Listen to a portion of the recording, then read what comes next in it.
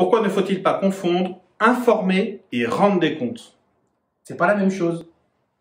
Si vous faites pas la différence, il y a un problème. On va en parler. On va en parler. Mais pour en parler, je vais raconter une histoire que j'ai vécue avec un monsieur que j'apprécie beaucoup. Alors peut-être qu'il se retrouvera au travers de cette vidéo, bien évidemment, je vais pas le nommer. Salut. Qui m'a appris plein de choses avec sa façon d'être. Un homme de caractère, j'apprécie les gens de caractère.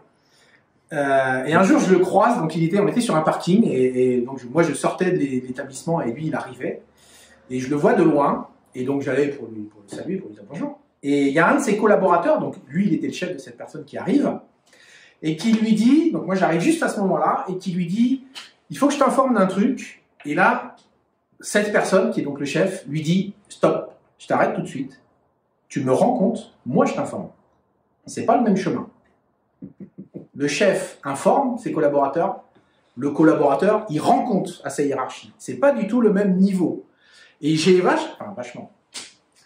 beaucoup apprécié cette façon de voir le respect managérial et le management en tant que tel. Il y a bien une différence, alors et de vocabulaire, mais il y a quand même une différence de posture entre je t'informe de quelque chose, je te rends compte de quelque chose. Que derrière rendre compte, il y a une forme ben voilà, il y a une obligation d'expliquer ce qui s'est passé, il y a une obligation de trouver des solutions, il y a une obligation de...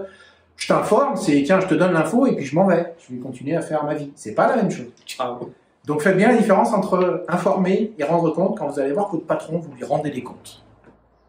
Sauf si vous êtes le patron.